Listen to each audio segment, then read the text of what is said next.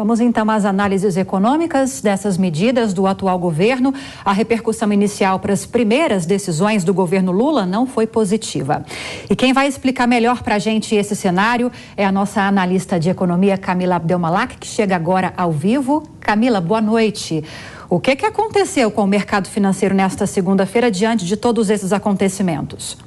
Boa noite, Rica. Ano novo, governo novo, mas velhos fantasmas. Os números do fechamento do mercado financeiro no primeiro dia útil de 2023 são praticamente significativos. A Bolsa mostrou uma queda de 3%, fechou no patamar de 106 mil pontos. A gente viu uma desvalorização do real em relação ao dólar. Em 2022, o dólar fechou cotado a R$ 5,28. Então, a gente viu no fechamento dessa segunda-feira o dólar em R$ 5,35. E também uma forte desvalorização dos papéis das estatais. Banco do Brasil, que perdeu 4,2%, a Petrobras com uma queda de 6,45%, isso tudo por conta das sinalizações do novo governo. A gente sabe que tem aí a preocupação com o crédito subsidiado, que acaba afetando os bancos estatais, a questão de utilizar os bancos públicos para fazer políticas econômicas. Em relação à Petrobras,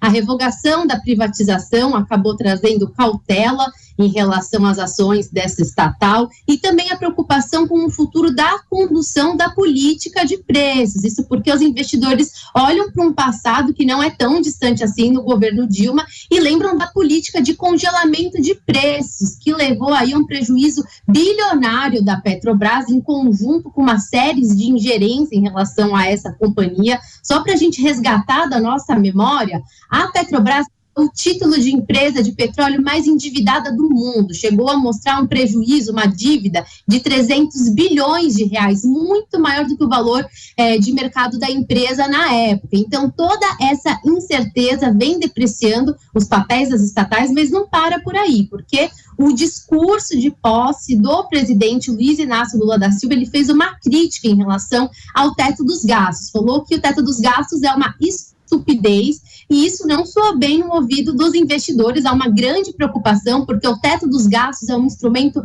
muito importante no que diz respeito ao gerenciamento da dívida pública. Para a gente ter uma ideia em relação à importância desse instrumento, o nível de endividamento público por conta das políticas adotadas para atravessar a pandemia chegou a 89% do PIB, e graças a esse instrumento, atualmente, segundo os últimos dados do Banco Central, a gente chegou com um nível de endividamento de 74,5% do PIB. Então, é muito importante esse instrumento. Não saber o que vai acontecer, qual que vai ser a nova proposta do governo, traz preocupação. Maior incerteza significa uma taxa de juros elevada, período prolongado, e isso acaba aumentando a taxa de desconto das ações, porque indica um cenário econômico desaquecido, menos lucro para as empresas, e a gente vê o mercado acionário sem prejudicado e sofrendo as consequências, Liv. Então, a gente tem um primeiro dia útil muito negativo no mercado financeiro.